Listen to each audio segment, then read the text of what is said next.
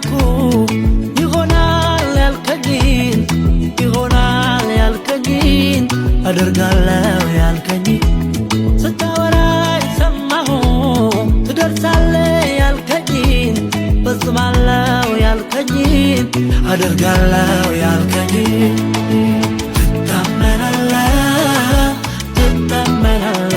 ለምንድን ነው መዋጀት የሚያስፈልገን? ቀኖችን ለምን እንዋጃለን? ዘመናቶችን ለምን እንዋጃለን? በኤፌሶን ምዕራፍ 5 ቁጥር 14 እና በኤፌሶን ምዕራፍ 5 ቁጥር 16 17 18 ድረስ ያለውን በሁለቱ መልእክቶች መካከል ከክርስቶስ ምጽአት ጋር በማገናኘት ነው ይሄንን የሚነግራቸው። ትኩረታቸውን የሚስበው በከተማቸው ውስጥ ያለው ነገር እንዳይሆን፣ ትኩረታቸው ከተማ ውስጥ በሚካሄደው በሚሆነው ነገር እንዳይወሰድ፣ ገበያ በመውጣት ጊዜያቸውን እንዳያሳልፉ፣ ከተማ ውስጥ የቱሪስት ብዛቶች ስላሉ በዚህ በቱሪስት ብዛት የተጨናነቀውን ወሬ የሰፈነበትን አዲስ ነገር የሰፈነበትን ምናልባትም ብዙ ምትሃት፣ ብዙ ጥንቆላ፣ ብዙ አምልኮ ያለበት ቦታ ስለሆነ በየቀኑ አዳዲስ ነገር ስለሚከሰት እይታዎቻቸውን የሚሰርቅ ነገር እንዳይኖር፣ እይታዎቻቸው መንፈሳዊና መንፈሳዊ የሆነ ነገር ላይ እንዲሆን ሐዋርያው ጳውሎስ ማሳሰቢያ ነው የሚሰጣቸው። ቀኖችን ለምን እንዋጃለን? ዘመናቶችን ለምን እንዋጃለን? ዛሬም እንደዚሁ ነው። እይታን የወሰዱ ነገሮች አሉ።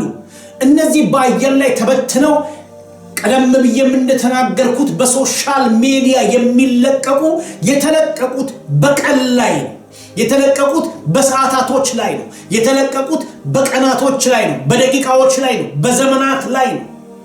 ሰው ሊጠቀማቸው ለመልካም ተግባር ሊያውላቸው ባሉ ነገሮች ላይ ነው የተለቀቀው። ስለዚህ ነቅተን በሚቀጥለው ቀን ስንገባ ቀኖችን ለምን እንዋጃለን? ዘመናቶችን ለምን እንዋጃለን? እነዚህ ቀናቶች ላይ ከኛ ቀድመው ተለቀው በአየር ላይ ያሉ የጊዜ ሌቦች አሉ። እይታን የሚስቡ ሰውን ለሚገባ ነገር ሳይሆን ለማይገባ ነገር ቀኖችን እንዲያውሉ፣ ደቂቃዎችን እንዲያውሉ የሚያደርግ፣ በስራ ቦታ፣ በመንገድ ላይ ከሰው ጋር ለብቻ በየትኛውም መልኩ ቀኖች ተጣበው ይገኛሉ። ከምን የተነሳ? ሶሻል ሚዲያው ከሚያቀርበው አቅርቦት የተነሳ። ቀኖችን ለምን እንዋጃለን? ዘመናቶችን ለምን እንዋጃለን? ይሄ ዓለም እንደሆነ አሁን የምንኖርበት መንፈሳዊ ያልሆነው ዓለም በፈተና የተጠቀጠቀ ነው። ቀንን ከንቱ ከሚያደርጉ ነገሮች መላቀቅ፣ ቀንን ለዓላማ መጠቀም፣ በዓላማ መጠቀም። እያንዳንዱ ቀን፣ እያንዳንዱ ሰዓት፣ እያንዳንዱ ደቂቃ እግዚአብሔር ለኔና ለናንተ የሰጠው ትልቅ ሀብት ነው ቢባል ማጋነን አይሆንም። ቀኖችን ለምን እንዋጃለን? ዘመናቶችን ለምን እንዋጃለን? እይታን በሚሰርቁ ነገሮች የተሞላ ነው። ከታላቁ ሩጫ የሚያዘገዩ ናቸው። ከምጽአቱ የሚያጎድሉም ናቸው። ምን ማለት ነው የሚያጎድሉ ማለት? ክርስቶስ መምጣቱ አይቀርም። ኢየሱስ መመለሱ አይቀርም። የምጽአቱ ተካፋይ መሆን ሰው ላይሆን ይችላል፣ ላይሆን ይችላል። እያመለከ፣ አዎ እያመለከ፣ በቤተ ክርስቲያን ውስጥ እያለ፣ አዎ እያለ፣ መንፈሳዊ ሰዎችን እንጂ ይሄ ምጽአት ነጥቆ የሚወስደው ሃይማኖተኞችን አይደለም። በሃይማኖተኝነት ጥላ ውስጥ መኖር እንችላለን። ሁላችንም መንፈሳዊ የሚመስሉ ተግባራቶች ልናደርግ እንችላለን። ብሉይ ኪዳንም አዲስ ኪዳንም ለኛ ምስክር ነው። ብዙ ምስክሮች አሉልን። ዝግጅት ጠያቂ ነው። ለምንድን ነው መዋጀት የሚያስፈልገን? ቀኖችን ለምን እንዋጃለን? ዘመናቶችን ለምን እንዋጃለን? ለዓይኖቻችን ከለላ ያስፈልጋቸዋል። ለሕይወታችን ከለላ ያስፈልገዋል።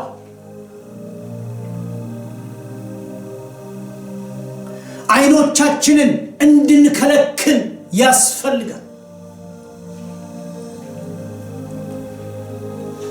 ዋጋ ያስከፍላል። የተሸጡትን የተማረኩትን ጊዜያቶች መልሶ ለራስ ለእግዚአብሔር ማድረግ ዋጋ ያስከፍላል። ቀኖችን ለሚገባ ነገር ማዋል ዋጋ ያስከፍላል። ዋጋ ማስከፈሉ ከባድ መስሎ እንዳይታየን መጽሐፍ ቅዱስ ኢየሱስ ይመጣል ይላል።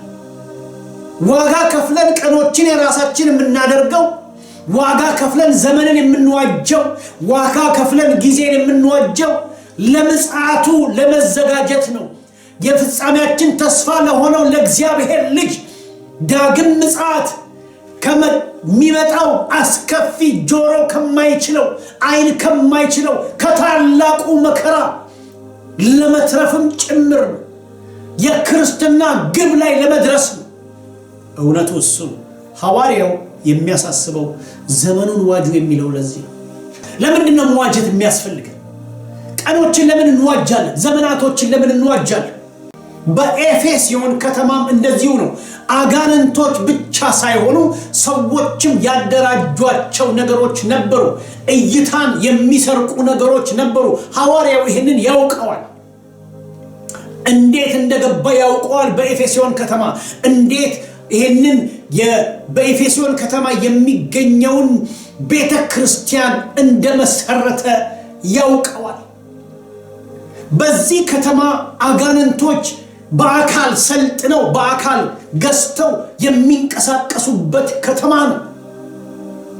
የሐዋርያት ሥራ ምዕራፍ 19 ቁጥር 19 ላይ ሐዋርያው እዛ ቤተ ክርስቲያንን ከመሰረተ በኋላ እነ ጳውሎስ በኢየሱስ ስም አጋንንት እያወጡ የአጋንንትን ሥራ እያፈረሱ የእግዚአብሔርን ልጅ የክርስቶስን ስም እየጠሩ ብዙዎችን ነፃ እያወጡ ለእግዚአብሔር በሚማርኩበት ጊዜ የአንድ የአይሁዳዊ ካህን ያም ደግሞ አስቄዋ የሚባል የሱ ልጆች ወደ 7 ልጆች አሉትና ይመለከቱ እንደነበረ ከዛ ከተማ ውስጥ ሰፈር ያስቸገሩ አካባቢ ያስቸገሩ መውጣት መግባትን ያጨናነቁ አጋንንት የተጫነባቸው አጋንንት ያለባቸው ሰይጣን ያለባቸው በዚህ በሰይጣን አሰራር ተይዘው በጥንቆላ ተይዘው በሟርት ተይዘው በተለያየ የሰይጣን አሰራር ተይዘው የሚውሉ ሰዎች ወዳሉበት ቦታ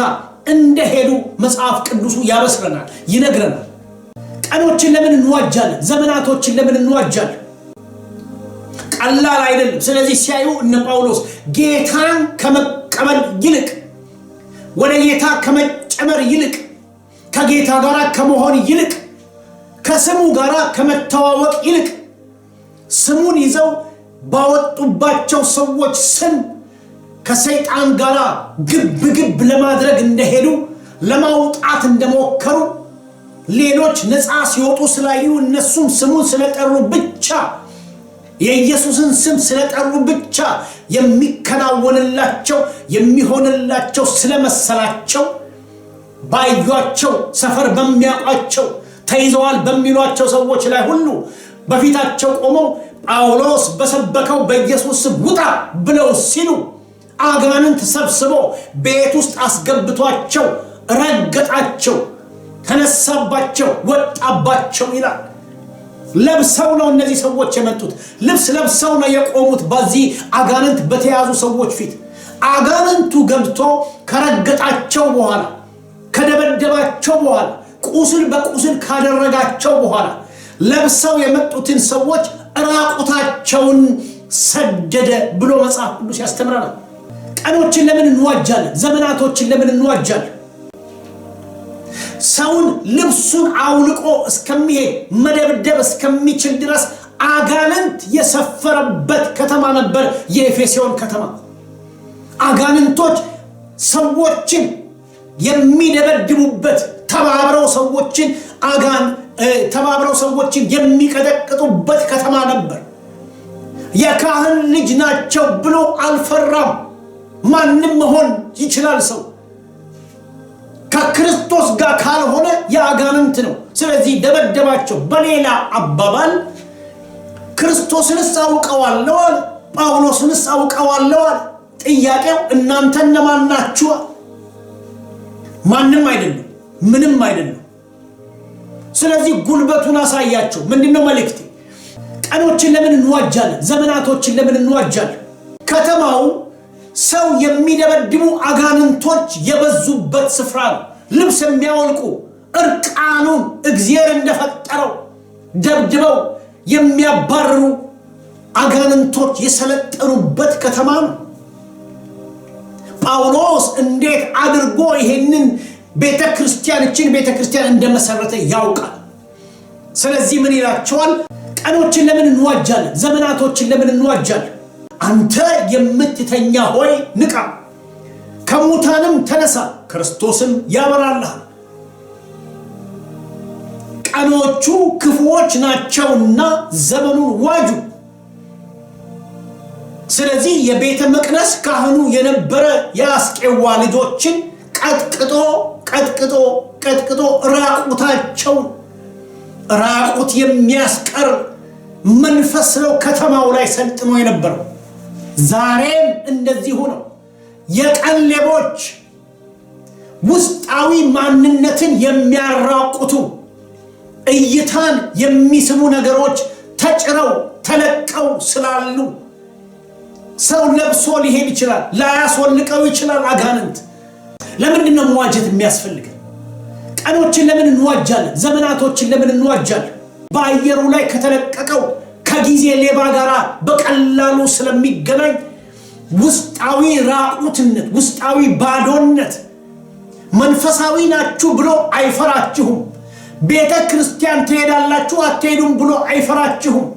ጥያቄው ጳውሎስን አውቀዋለሁ፣ ኢየሱስንም አውቀዋለሁ፣ እናንተ እነማን ናችሁ የሚል ጥያቄ ነው።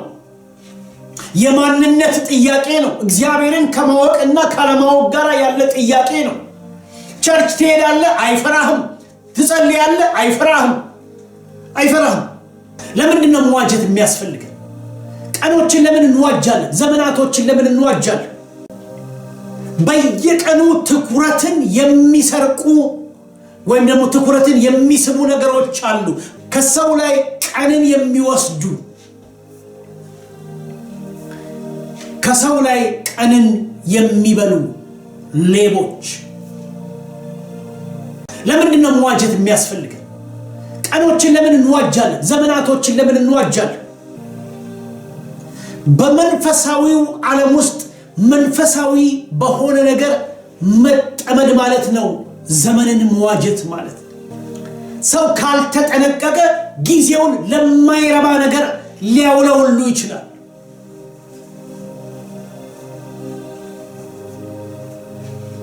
ስለዚህ መነጠቅ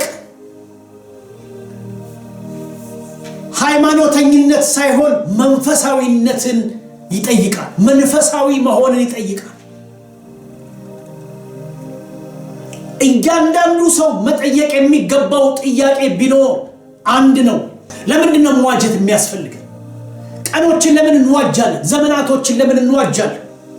እግዚአብሔር ለአዳምና ለሔዋን የጠየቀውን ጥያቄ ብዙ ጊዜ እግዚአብሔር ስለጠፋበት አይደለም አዳምና ሔዋንን የት ናችሁ ብሎ የጠየቃቸው። የት ነህ ብሎ የሚለው ጥያቄ መንፈሳዊ ልኬቱን የሚያመለክት ነው። መንፈሳዊ ነገርህ ምን ይመስላል? ቤት ደረጃ ነው ያለኸው? ባስቀመጥኩት አንተም በተጋኸው ነገር ላይ ነው ያለኸው ወይስ ወድቀሃል? የለም ታች ነህ። መንፈሳዊ ድንዛዜ፣ መንፈሳዊ ውድቀት ይዞሃል የሚል ጥያቄ እንጂ እግዚአብሔር የተደበቀበት ቦታ ስለጠፋው የጠየቀው ጥያቄ አይደለም።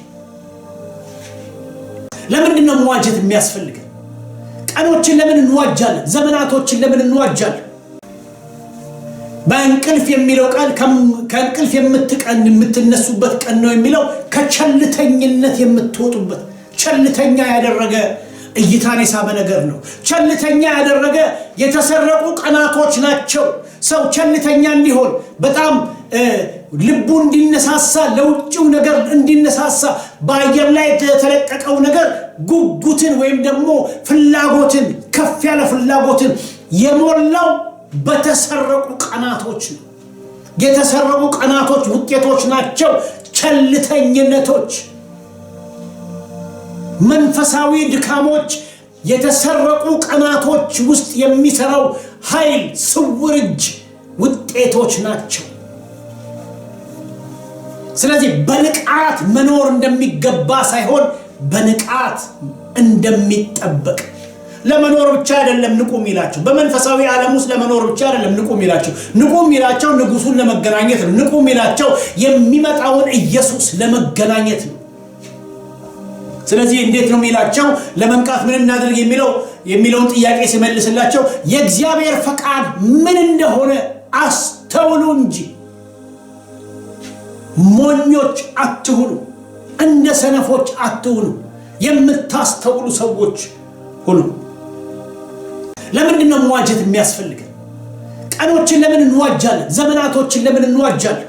እንግዲህ ጌታችሁ በምን ሰዓት እንደሚመጣ አታውቁምና ንቁ ብሎ ማቴዎስ ምዕራፍ 24 ቁጥር 42 ላይ ይጽፍልናል። ቀንን የምንዋጅባቸው ምክንያቶች እነዚህ ናቸው። የተሰረቁ ቀናቶቻችን የምናስመልስበት ምክንያቶች እነዚህ ናቸው።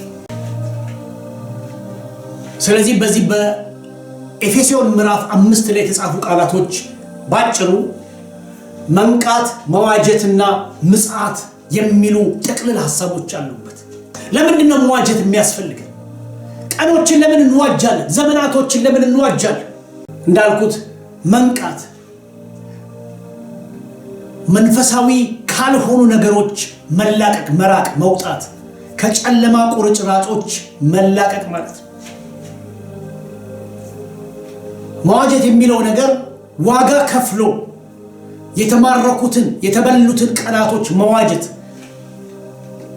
ያለውን ለእግዚአብሔር መንግስት ጊዜያቶችን ለእግዚአብሔር መንግስት ስራ ማዋል መጠቀም ማለት ነው።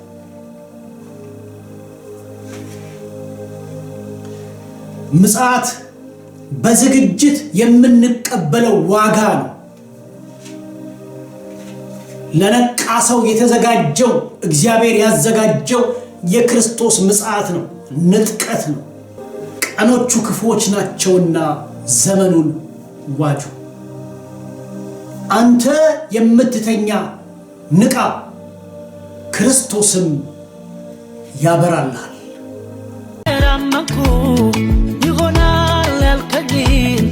ይሆናል ያልከኝን አደርጋለሁ ያልከኝ ስታወራ ሰማሁ።